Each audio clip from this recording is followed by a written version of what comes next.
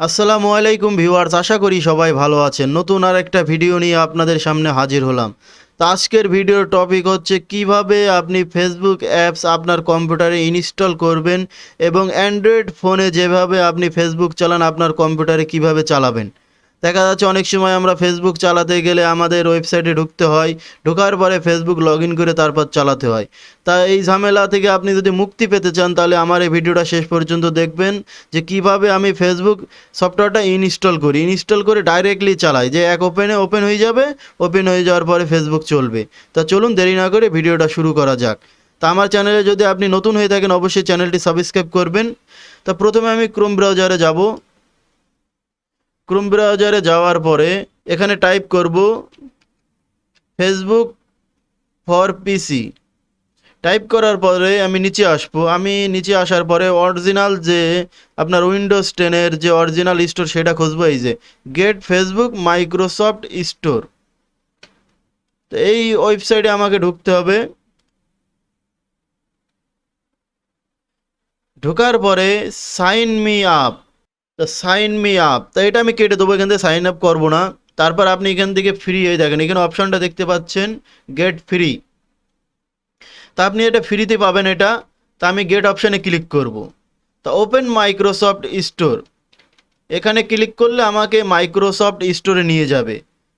আর যদি আপনি ডাইরেক্টলি ঢুকতে চান তাহলে এখানে সার্চ যে অপশানটা দেখছেন নিচে, তা এখানে আপনি টাইপ করতে পারেন মাইক্রোসফট স্টোর। এই যে মাইক্রোসফট স্টোর, এখানে ক্লিক করলে অটোমেটিকলি আপনি যদি এখানে সার্চ করেন, তা আমি এখন এটা কেটে দিচ্ছি। আপনি কিন্তু গেট অপশানে ক্লিক করলে তারা নিয়ে যাবে। তা আমি গেট অপশানে ক্লিক করছি না, আমি ডাইরেক্টলি চলে যাচ্ছি। এই যে ওপেন হয়ে গেছে স্টোরটা। তা আমি এখানে যদি ফেসবুক টাইপ করি, যেরকম আমরা অ্যান্ড্রয়েড ফোনে যেরকম প্লে স্টোরে টাইপ করি, এখানে একই রকম এই দেখেন ফেসবুক অ্যাপ। তা আমি এখন এই দেখেন গেট অপশানে ক্লিক করব। গেট অপশানে ক্লিক করলে ডাউনলোড স্টার্ট হয়ে যাবে।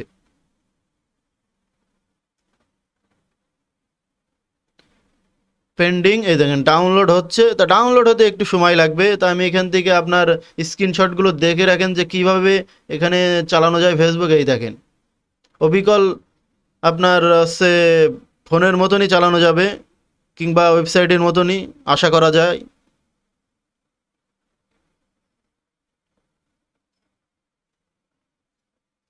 এই দেখেন সফটওয়্যারটা ইনস্টল হয়ে গিয়েছে। তা আমি এখন ওপেনে ক্লিক করব।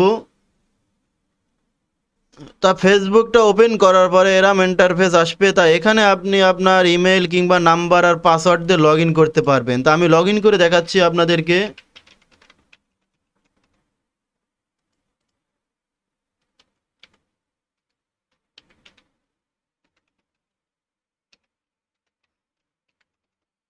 তারপর আমি লগ ইনে ক্লিক করব।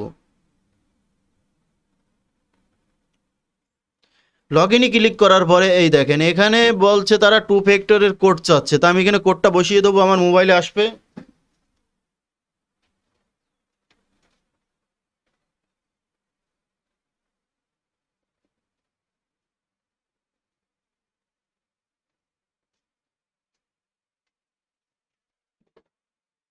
তা আমি এখান থেকে আমার মোবাইলে ইয়েস করে দেবো।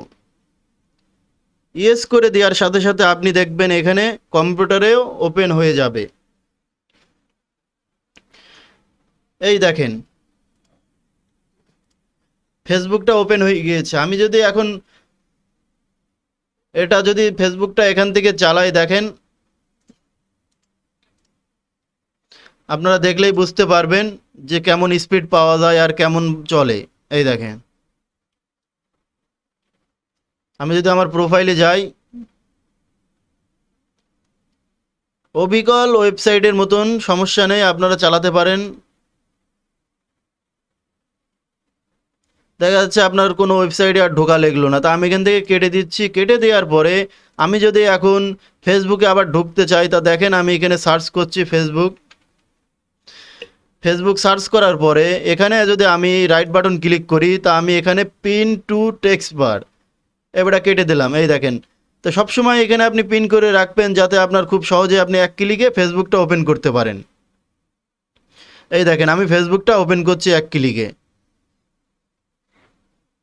ওপেন হয়ে গিয়েছে। তো আজকের ভিডিওটা এই পর্যন্তই। যদি আমার ভিডিওতে আপনাদের কোনো উপকার এসে থাকে অবশ্যই চ্যানেলটি সাবস্ক্রাইব করবেন আর আমাদের পাশে থাকবেন। ধন্যবাদ।